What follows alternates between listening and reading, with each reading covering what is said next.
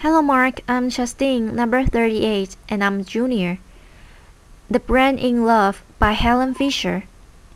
I and my colleagues are Aaron and Lucy Brown and others have put 37 people who are madly in love into a functional MRI brain scanner. 17 who were happily in love, 15 who had just been dumped, and we are just starting our third experiment, studying people who report that they are still in love after 10 to 25 years of marriage. So this is the short story of that research. In the jungles of Guatemala, in Tico, stands a temple.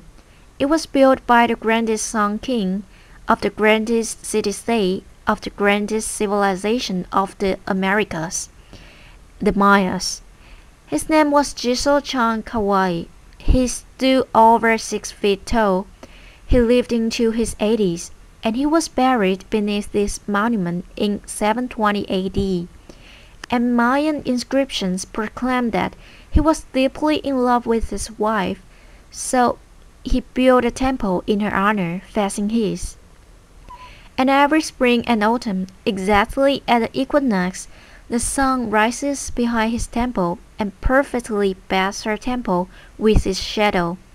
And as the sun sets behind her temple in the afternoon, it perfectly bathes his temple with her shadow. After 1,300 years, these two lovers still touch and kiss from their tomb. Around the world, people love. They sing for love, they dance for love, they compose poems and stories about love. They tell myths and legends about love. They pine for love, they live for love, they kill for love, and they die for love. As Walt Whitman once said, he said, "Oh, I would stop all for you." Anthropologists have found evidence of a romantic love in 170 societies. They've never found a society that did not have it. But love isn't always a happy experience. In one study of college students, they asked a lot of questions about love, but the two that stood out to me the most were, have you ever been rejected by somebody who you really loved?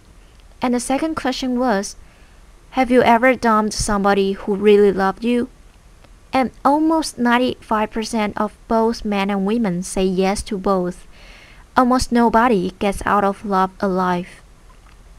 So before I start telling you about the brand, I want to read for you what I think is the most powerful love poem on earth. There's other love poems that are, of course, just as good, but I don't think this one can be surpassed. It was told by an anonymous Kawaki Indian of southern Alaska to a missionary in 1896, and here it is. I've never had the opportunity to say it before. Fire runs through my body with the pain of loving you. Pain runs through my body with the fires of my love for you. Pain like a boil about to burst with my love for you. Consumed by fire with my love for you. I remember what you say to me. I am thinking of your love for me. I am torn by your love for me. Pain and more pain, where are you going with my love? I'm told you will go from here. I'm told you will leave me here. My body is numb with grief. Remember what I say, my love. Goodbye, my love. Goodbye. Emily Dickinson once wrote, "Parting is all we need to know of hell." How many people have suffered in all the millions of years of human evolution? How many people around the world are dancing with elation at this very minute? Romantic love is one of the most powerful sensations on earth. So several years ago, I decided to look into the brand and study this madness. Our first study of people who were happily in love has been widely publicized, so I'm only going to say a very little about it. We found activity in a tiny little factory near the base of the brand called the ventral tegmental area. we found activity in some cells called the A10 cells, cells that actually make dopamine, a natural stimulant, and spread it to many brain regions. Indeed, this part, the VTA, is part of the brain's reward system. It's way below your cognitive thinking process. It's below your emotions. It's part of what we call the reptilian core of the brain, associated with wanting, with motivation, with focus, and with craving. In fact, the same brain region where we found activity become active also when you feel the rush of a cocaine. But romantic love is much more than a cocaine high, at least you come down from cocaine. Romantic love is an obsession. It possesses you. You lose your sense of self. You can't stop thinking about another human being. Somebody is camping in your head. As an 8th century Japanese poet said, my longing had no time when it ceases.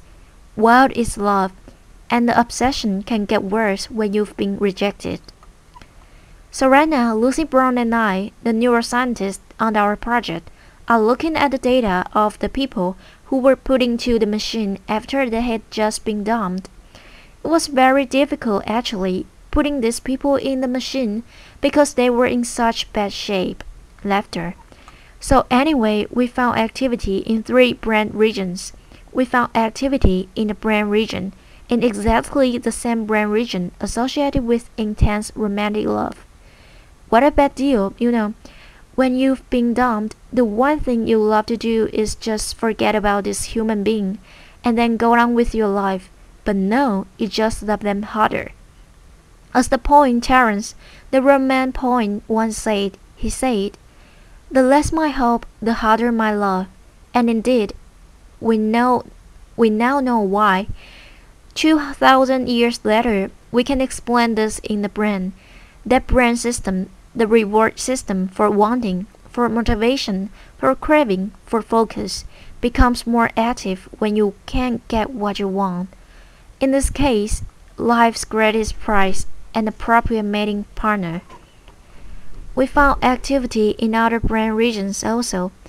In a brain region associated with calculating gains and losses. You know, you are lying there, you are looking at the picture, and you are in this machine, and you are calculating, what went wrong. How you know what I have lost. As a matter of fact, Lucy and I had a little joke about this. It comes from a David Mamet play, and there's 2 con artists in the play, and a woman is calling the man, and the man looks at the woman and says, "Oh, you're a bad pony, I'm not going to bet on you." And indeed, it's this part of the brain, the core of the nucleus accumbens.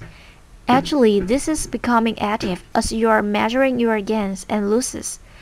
It's also the brain region that becomes active when you are willing to take enormous risks for huge gains and huge losses. Last but not least, we found activity in the brain region associated with deep attachment to another individual. No wonder people suffer around the world, and we have so many crimes of passion. When you've been rejected in love, not only are you engulfed with feelings of a romantic love, but you are feeling deep attachment to this individual. Moreover, this brain circuit for reward is working, and you are feeling intense energy, intense focus, intense motivation, and the willingness to risk it all to win life's greatest prize. So, what have I learned from this experiment that I would like to tell the world? For most, I have come to think that romantic love is a drive, a basic mating drive, not the sex drive. The sex drive gets you out there, looking for a whole range of partners. Romantic love enables you to focus your mating energy on just one at a time, conserve your mating energy, and start the mating process with this single individual. I think of all the poetry that I've read about romantic love. What sums it up best is something that is said by Plato over 2,000 years ago. he said. The God of love lives in a state of need. It is a need. It is an urge. It is a homeostatic imbalance. Like hunger and thirst, it's almost impossible to stamp out. I've also come to believe that romantic love is an addiction, a perfectly wonderful addiction when it's going well, and a perfectly horrible addiction when it's going poorly.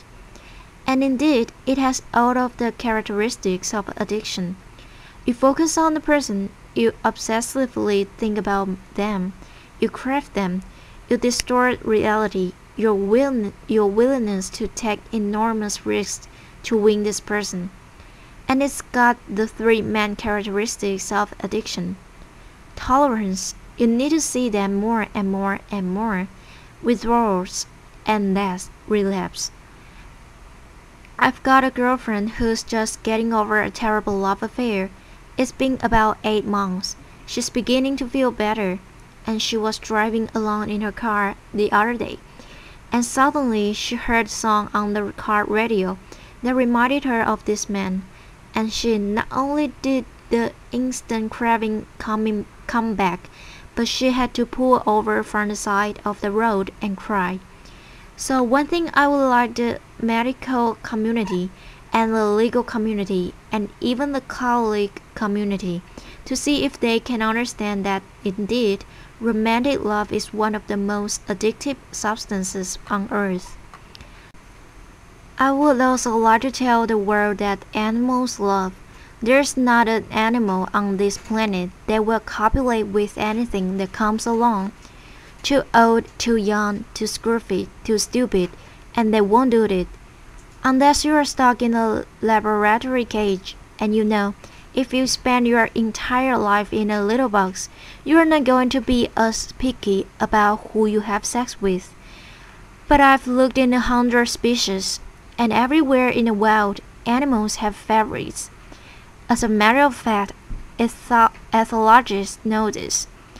There are over 8 words for what they call animal favoritism: selective perceptivity, mate choice, female choice, sexual choice, and indeed there are now 3 academic articles in which they've looked at this attraction, which may only last for a second, but it's a definite attraction, and either this same brain region, this reward system, or the chemicals of that reward system are involved.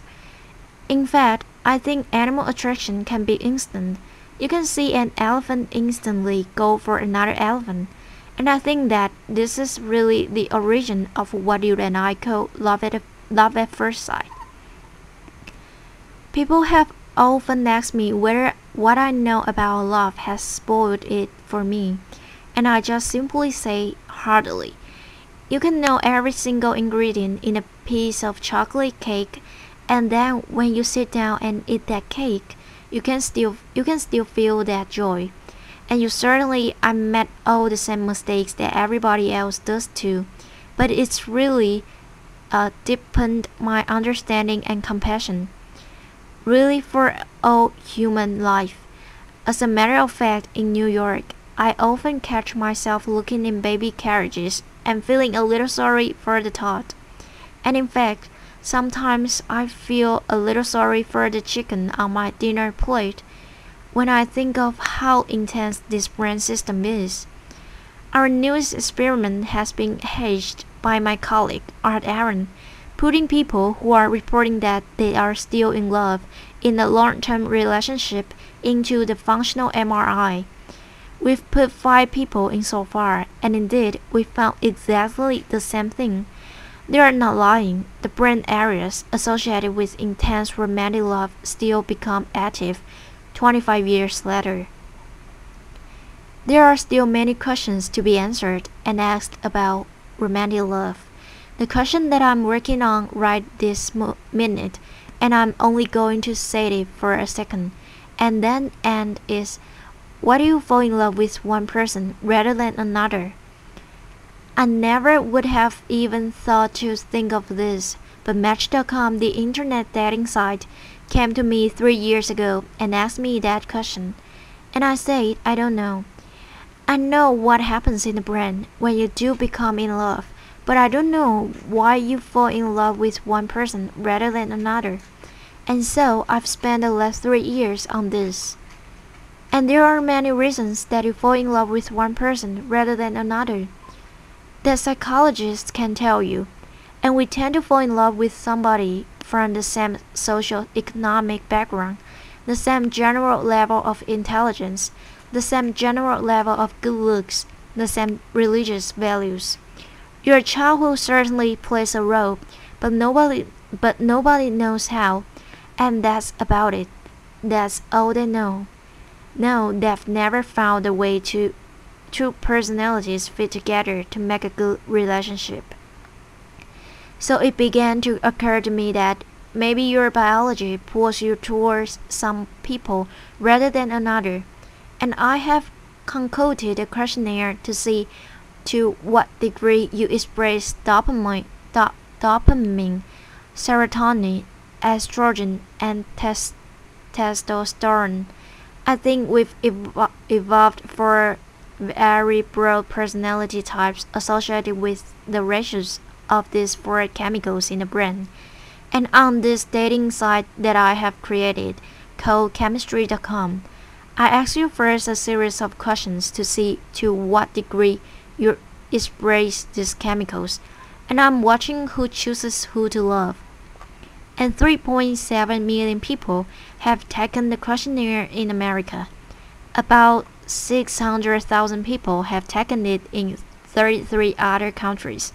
I've putting the data together now, and at some point there will always be magic to love, but I think I will come closer to understanding why it is you can walk into a room and everybody is from your background, your same general level of intelligence, your same general level of good looks, and you don't feel pulled towards all of them.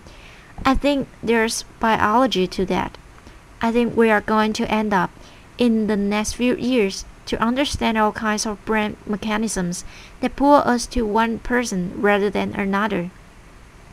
So I will close with this. These are my older people.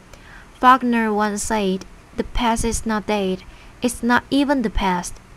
Indeed, we carry a lot of luggage from our yesteryear in the human brain. And so there's one thing that makes me pursue my understanding of human nature, and this reminds me of it. These are two women. Women tend to get intimacy differently than men do. Women get intimacy from face-to-face talking. We swivel towards each other. We do what we call the anchoring gaze, and we talk. This is intimacy to women. I think it comes from millions of years of holding that baby in front of your face, cajoling it, reprimanding it, educating it with words. Men tend to get intimacy from side-by-side doing, laughter. As soon as one guy looks up, the other guy will look away, laughter. I think it comes from millions of years of standing behind that, sitting behind the bush, looking straight ahead, trying to hit that buffalo on the head with a rock. Laughter. I think for millions of years, men faced their enemies that sat side by side with friends. So my final statement is, love is in us. It's deeply embedded in the brain. Our challenge is to understand each other. Thank you. Applause.